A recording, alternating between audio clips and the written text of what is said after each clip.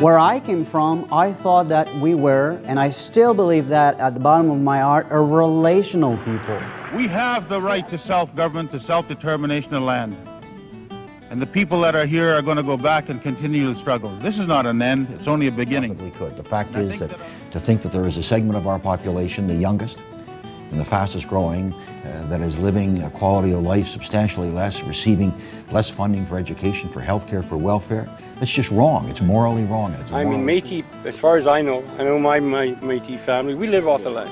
I would like to see in the Accord the two following principles. The principle that there must be recognition of a land base for the Aboriginal peoples. And who believes that every person of native ancestry, from whatever Indian stock and from whatever corner of this great country, has a special place in the Constitution in Section 35. Hey everybody, welcome back to the channel. Whole bunch of videos coming out in short order. It seems like never-ending information that's being put out by your friends and mine, the Metis National Council. Just out, the new December letter, news bulletin from the President's desk himself. So I thought I'd come in, make a quick video for you, kind of go over some of what he had to say in the December newsletter. So if you got your copy handy, let's give it a little bit of a quick read through together. The first part I want to make and talk about is this. Let's read it. It says, others say it should reflect decisions in the court, and in particular the Supreme Court of Canada 2003 Powley decision, where it asserts that the Sault Ste. Marie, Ontario, envisioned in Section 35 as a rights-bearing community, and therefore the area should be accepted as part of the historic Métis Nation homeland. And the question is, should the Métis Nation accept this?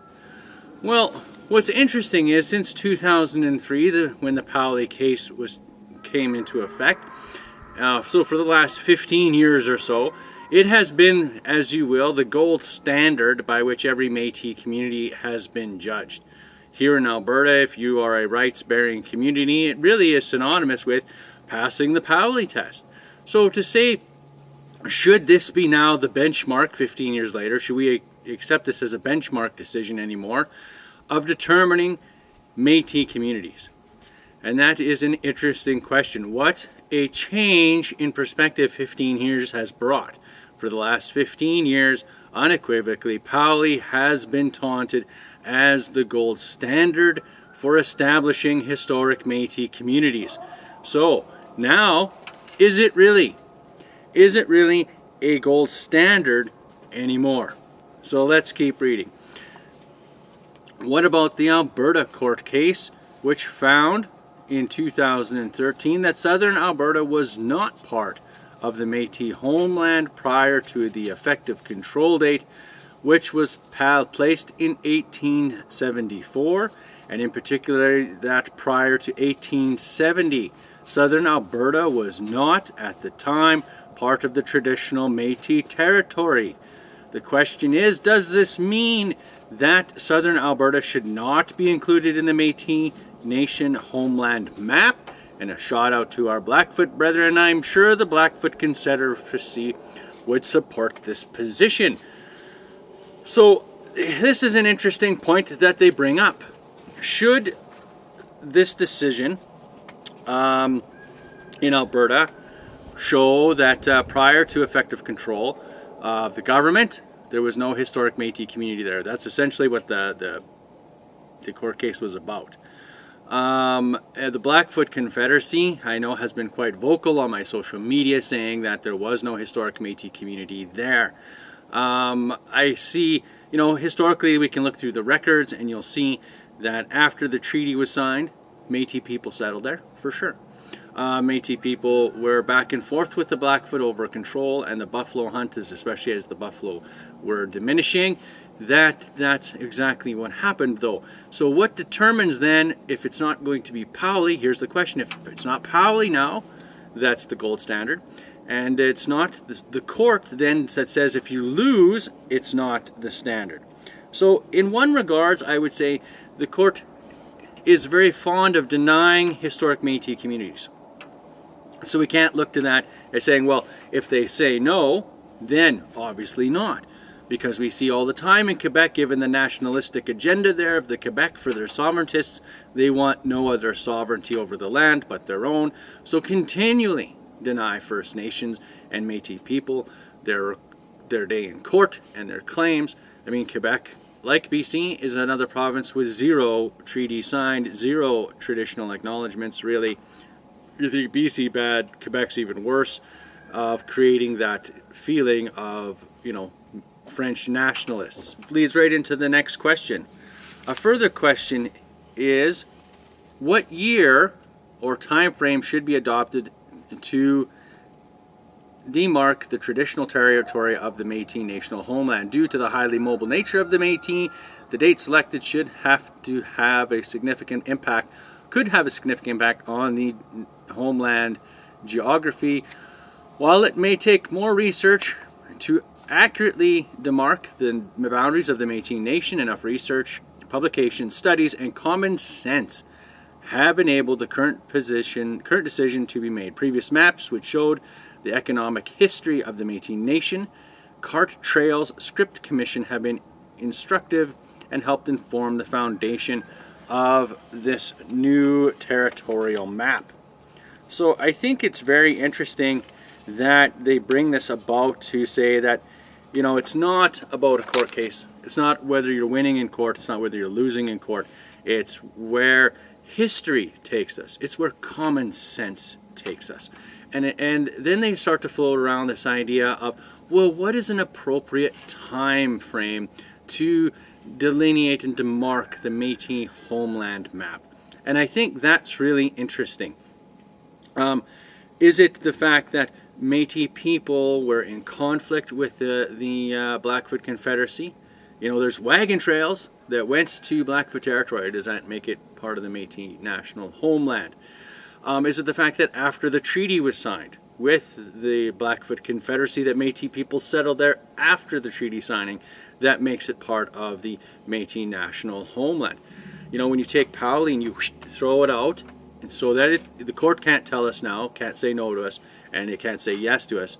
So the gold standard for determining historic communities is out the window. We can decide now on these historic evidences as we wish to take them into effect. And I think this really is a problem. So we say Sault Ste. Marie, we don't acknowledge that. I know, Powley in Ontario, but, we don't acknowledge that anymore. And I think the real problem is, so for people like the Blackfoot who assert no Métis people in their community before, for effective control, is when we come up with the later date for like using a census to say that there was Métis people there, what it does is create a multi-layer of consent. And as we see that when you're talking resource development and you're talking relations with the government, that in an area like the Blackfoot territory, if the Métis claim that as their homeland, does that then mean the provincial and federal government have the duty to then consult the Métis people and the Métis Nation of Ontario regarding resource development projects that are going to happen in Blackfoot territory? Well, we've seen how well that's gone in Ontario. And we've seen how well that's gone in other jurisdictions where the Métis are consulted. We have Métis, this national council and its counterparts agreeing to resource development and resource extraction when the First Nations community says no. And I think this really sets up a very oppositional relationship, and we see this, very expressively right now in the relationship with the Blackfoot Confederacy and Métis territory claims over southern Alberta. And I think that's really a problem. Instead of being on the same side when it comes to resource development, instead of, realizing there's only one land, it's now about claiming as much territory as you can so you can be consulted on as many projects as you can so that you have the most opportunity to engage, businesses and funds for that, influx of revenue again on traditional territory that may not, in fact, actually be part of the Métis Nation. But let's continue reading and see where is this all going. So it says, it should be kept in mind that the legal concept of Aboriginal title recognizes and affirmed in Section 35 has a different set of requirements for proving such rights as they are contained in the Supreme Court of Canada's Pauli criteria for establishing Aboriginal harvesting rights. The proof for establishing Aboriginal title to lands and resources is more onerous than establishing harvesting rights. So here it all comes together, folks. This is what it's really all about. Why are we no longer using Pauli? Why is it no longer a standard? Because Pauli, according to the Métis National Council, is really only for determining harvesting rights. That's it. It's not for proving Section 35 title. So let's be really honest. What this is going to do, according to the Métis National Council, is they want to create a two-tier Métis system. They want to create a system by which the Métis National Council and its historic map participants and citizens are Section 35 Métis, true Métis that have title. Now, for you people who are part of a Pauli community, well, you might have an Aboriginal title to harvesting. You might be part of some recognized historic mixed blood community, but you're not Section 35 entitled people, two-tier. So if you're mixed blood people who can fall and get provincial recognition under some piece of legislation like Pauli that entitles you to, Pauli rights for harvesting, or even Section 9124 rights for programs and services, that still doesn't make you Métis for Section 35. And that's what this is really all about. A redefinition and a reascribing to what it means to be what they consider top tier Métis, level 35. Those Métis people who have title to, what do they say? Lands and resources.